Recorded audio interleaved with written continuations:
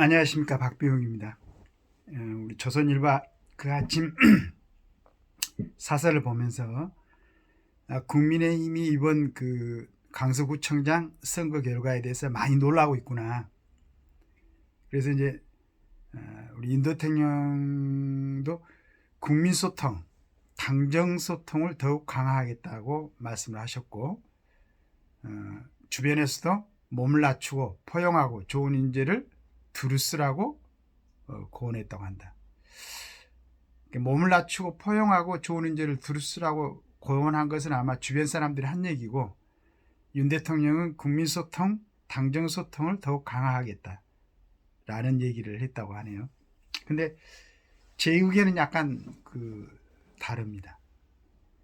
어떤 그 소통이라는 것은 좋은 의견이 있고 좋은 계획이 있을 때 그게 서로 이해하고 잘 알게 돼서 그걸 갖다가 실현할 수 있는 그런 정말로 좋은 의견들이 있을 때 소통의 어떤 효과가 있는 거죠. 좋지 않는 의견이 있는 게 소통이 되면 오히려 악영향을 끼칠 수도 있다. 그리고 주변에서는 대통령에게 몸을 낮추라고 그랬는데, 지금 대통령은 애교, 국방, 통일, 사회 통합 문제에 대해서는 굉장히 잘하고 있어요. 몸을 낮추는 것보다는 선도에서 앞으로 끌어나가야죠. 물론 이제 100% 전부 다 완전한 건 아니겠지만 지금 갖고 있는 국민들이 갖고 있는 그 모든 정세에 다 맞출 수는 없는 겁니다. 혹시 국민들이 어떤 판단을 하는데 악영향을 받을 수 있는 여러 가지 주변에 오염이 됐다면 그 오염을 씻어내는데 힘을 기울여야지 어떻게 그 정세에 다 맞춰야 돼. 그건 말도 안 되는 거죠. 통합은 한쪽으로, 좋은 쪽으로 국민들의 의견을 모으는 과정이 필요한 거지, 갖가지 생각을 하고 있는, 즉 말해서 어떻게 보면 우리나라의 헌법이 제정하고 있는 국채나 정치에도 방해가 되는 그런 생각을 갖고 있는 모든 국민들에게 다 맞출 수는 없는 거죠. 그리고 포용하라고 했는데 자꾸 포용 얘기를 해서는 안 됩니다. 윤 대통령이 보수를 지칭하고 보수를 갖다가 외치는 사람들에 의해서 선택돼서 대통령이 됐으면 그들이 향한 시선에 맞게 통치할 생각도 해야 되는 거지, 거기에 계속 방해되고 저해하고 자유민주주의 시장경제를 방해하는 사람들의 시선을 맞추고 포용하고 해서는 안 되는 거죠. 자꾸 주변에서 이렇게 얘기하는 사람들은 자기들의 어떤 이익이라든가 자기들의 자리를 갖다가 만들어내기 위한 그런 사람들이 아니니까. 경선 과정에서나 대통령 취임 초 때 그 방해했던 사람들, 지금 보수 지지자들이 애면을 하고 많이 떠나고 있는 이유가 바로 그겁니다. 깨끗하게 정리하지 않고 지금도 꾸준하게 1년 반이 지났는데도 계속 대통령의 국정 통치에 방해하고 다른 데로 끌어내리려고 하는 사람들을 그대로 방치하는 것, 이건 포용이 아니지. 당연히 정리를 해야죠. 자, 이런 의견은 들을 필요가 없다, 저는 그렇게 생각을 하고 있습니다. 더 재미있는 것은 국민의힘 김기현 대표의 발언인데요. 본인이 내년 선거에 최선을 다하고 아니면 은퇴하겠다. 정말로 자기를 보는 시간이 좀 우스운 생각이 듭니다. 김기현 대표 지금 은퇴해도 누구 하나 눈 하나 깜짝하지 않아요.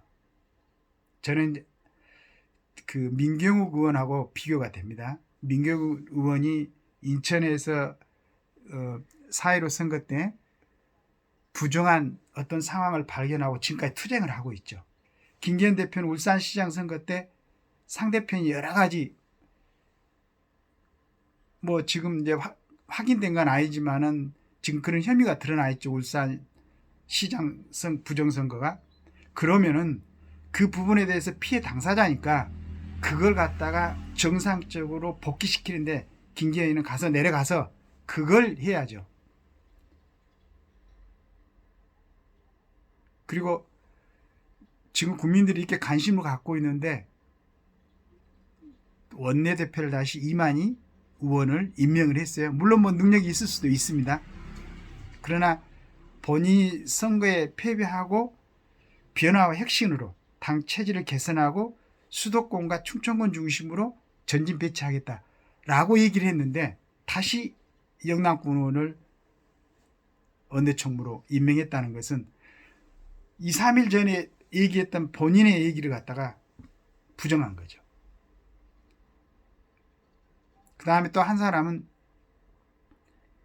뭐 선거 수회 때 나가서 사진빨 잘 받게 찍어달라고 했던 사람을 또 임명한 모양인데, 참 뭐 국민들을 너무 우습게 하는 게 아닌가라는 생각도 하고 있습니다. 물론 이제 아까 얘기했던 것처럼 내년에, 그리고 가장 중요한 것은 내년에 선거를 패배하면은 은퇴하겠다. 자, 본인은 은퇴, 뭐 본인한테 굉장히 중요할 수도 있겠죠. 그리고 이제 당 대표니까 그래 자신의 무게도 좀 느끼고 있을 수도 있겠죠. 그러나 만약에 패배가 돼가지고 다시 더불어민주당이 다수당이 되면은, 그러면은 과연 나머지 윤 대통령의 임기에 윤 대통령이 하고 싶은 일을 하나라도 할 수 있겠습니까? 하나도 안 되죠. 지금 대법원장 임명권도 보면은 사법기관의 수장이 공석이 된 것은 35년 만에 처음이라고 들었는데 얼마나 우습습니까? 이런 상황을 인식한다면은 내년 총선 패배에 책임지고 본인이 은퇴하겠다? 만약에 대통령이 그런 얘기를 하겠다면 굉장히 이중한 느낌이 들죠, 국민들이. 그런데 그건 아닌 것 같습니다. 자, 이런 발언에 대해서도 여러 가지 사항을 고려하면서 과연 내가 이런 발언을 했을 때 듣는 사람들이 상식적으로 이해할 것인가를 한번 생각하면서 해야 되지 않을까. 어떻게 보면은 국회의원들은 가장 자기들의 행위를 갖다가 정치적인 행위를 말로 하는 건데, 뭐 지게 지고 가서 농사를 짓는 것도 아니고 공장에 가서 일하는 것도 아니고 오로지 말로 하는 건데, 그 말을 함에 있어서 이 정도도 생각하지 않고 얘기를 한다는 게 좀 안타깝습니다. 그 다음에 이제 윤 대통령도 소통하신다고 그랬는데, 당정 소통, 국민 소통, 소통하기 전에 국민들이 어떤 걸 원하고 있는가를 먼저 생각해야 되지 않을까 하는 생각을 합니다. 지금 2년이 가까워, 이제 대통령 취임 뭐 2년이 가까워진 쪽으로 가고 있는데, 이때쯤이면은 정확하게 지금 우리나라의 국정이 나아갈 방향이 좀 더 잡혀 있다고 생각해요. 한편으로는 저는 이제 아까 초반에도 얘기했지만은 애교하고 국방 통일,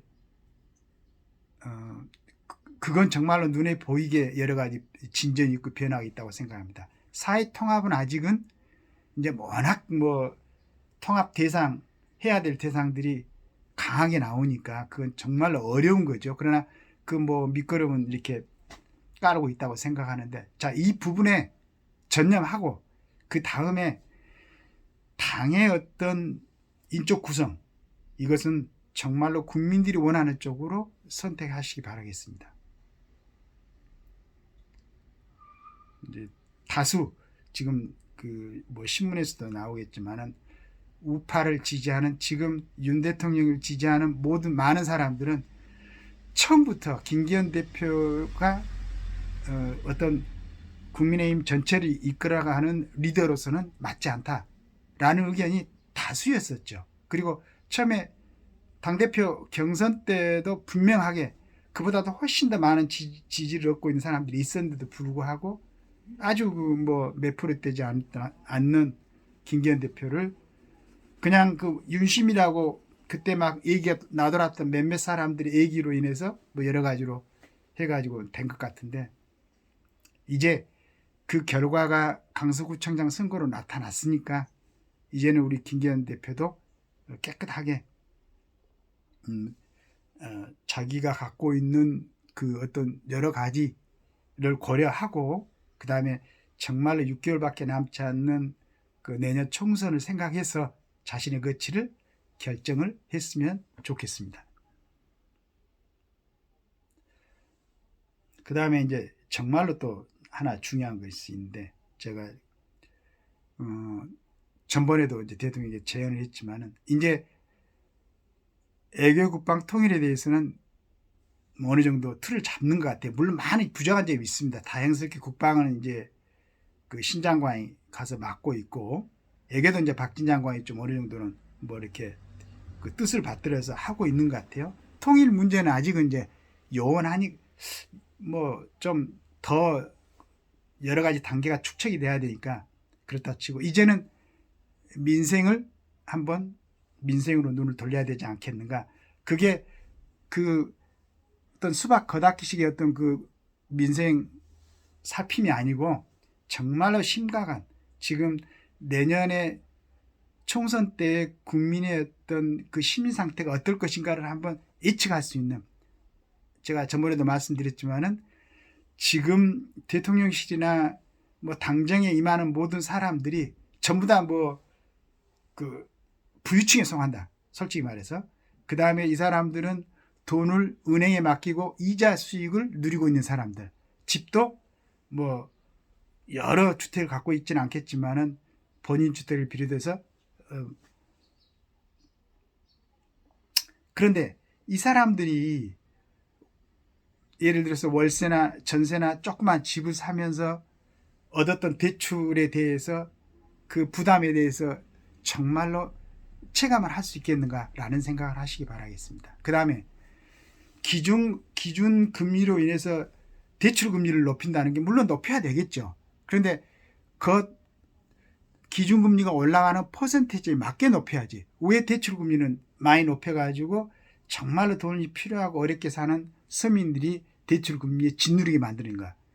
그걸 한번 왜 세밀하게 관찰하지 않고 그냥 그 담당자들한테 맡겨놔가지고 국민들이 돌아서게 만드는가? 그걸 한번 생각해 봐야 됩니다. 얼마나 어렵습니까, 국민 경제가? 그 다음에 그런 어려움 속에 있는데 특권층의 어떤 특히 국회의원들의 지금 모든 1년 반 이상을 갖다가 국민들의 감정을 소비시키고 있는 이재명의 이런 사항도, 이재명 대표 이런 사항도 국회의원들의 불체포 특권 때문에 그런다. 그 다음에 국회 안에서 정말로 국민들을 짜증나게 만드는, 뭐 어쩐 때는 술 취한 사람처럼 정말로 정리되지 않는 일반 국민들보다 훨씬 수준이 낮은 그런 발언들을 함부로 하는 국회의원들, 국회 내에서 발언에 대한 면책 특권 때문에 그렇지 왜 이 특권들을 놔두는가, 그 부분에 대해서 생각을 하시고 내년 총선에 국민의힘을 대표로 뛸 사람들, 이 얘기는 민주당도 마찬가지입니다. 민주당도 내년에 국회의원들 많이 당선시키려면은 정말로 그런 참신한 생각 갖고 있는 사람들 많이 공천을 하세요. 그래서 민주당이나 국민의힘이나 정말로 국민들 위해서 헌신하고 봉사할 수 있는, 또 나아가서는 국가의 국익을 생각하는 정치인들 이렇게 뽑아놔야지. 어떻게 당리당략에만 매몰돼 가지고 어떻게 하든지 자기들 권리만 찾으려는 이런 사람들만 내보내놓으면은 그 사람들이야 권리를 누리고 마음껏 4년 동안 특혜를 주고 살겠지만 나머지 국민들은 얼마나 짜증나고 힘들고 괴롭겠습니까? 그러니까 정치 애매하지.